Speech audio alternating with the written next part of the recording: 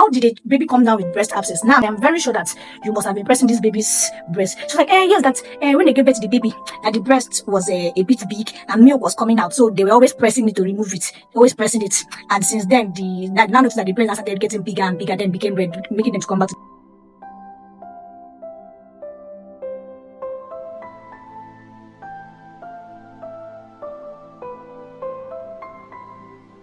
Quickly moving over to the topic for today. Hey, I'm just laughing because that case is funny. I'm going to put up the image for you to look at. Now, looking at that image, you can see how that baby's breast is. That baby is a 5-day-old female neonate that was brought to us on account of breast swelling, which, as you can see, it was red in color. When we checked, there was what we call differential warm. It was warm to touch, meaning that is a very severe infection going on there. What you see in that picture is what we call a breast abscess. Now, I'm sure you will be wondering, how did a baby come down with breast abscess? Now, I'm going to educate you guys on that.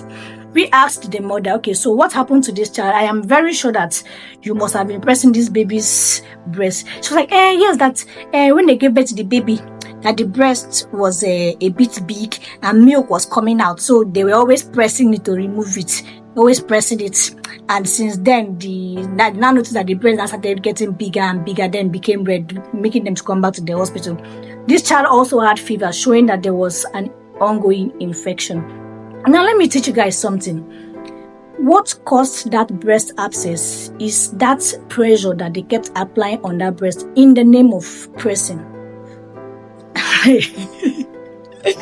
Forgive my laughing, but it's funny. But I will teach you guys something. When you give birth to a child, sometimes the breast can be swollen, and not like swollen, but sometimes they can have breast tissue where once you press it, milk comes out. The reason why this happens is due to maternal hormones. While you were pregnant, there are hormones we call estrogen, and this estrogen, they cross the placenta to go into the baby. Once they go into the baby, this hormone called estrogen is the hormone that is responsible for breast development in a female. So once this hormone crosses the placenta and enters into that baby, it begins to cause the development of the breast tissue and sometimes even producing milk. Once the baby is delivered, that connection ends. So the estrogen level in the child will remain high for some time, but within a week or two, it eventually drops and the whole breast tissue will atrophy and the baby's breast will come back to normal.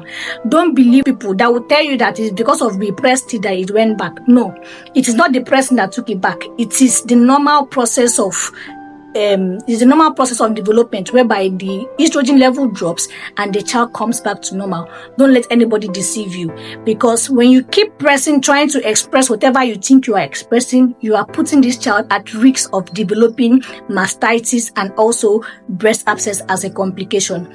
In this case, we had to do a minimal surgery, which we call incision and drainage, to drain out the pus, place the child on antibiotics, and later on the child made a full recovery. But this child already had passed through severe pain. That is very painful. You yourself, you can tell when your breast is engorged how painful it feels. You can imagine the kind of pain that child will be feeling. So please avoid inflicting extra pain on your children. This can happen either in a male child or a female child. You don't need to press it. Let it be. With time, it will resolve on its own and you will have your sweet baby to carry. I hope you've learned from this video. Please like, share and subscribe, and we shall see you next time. Bye.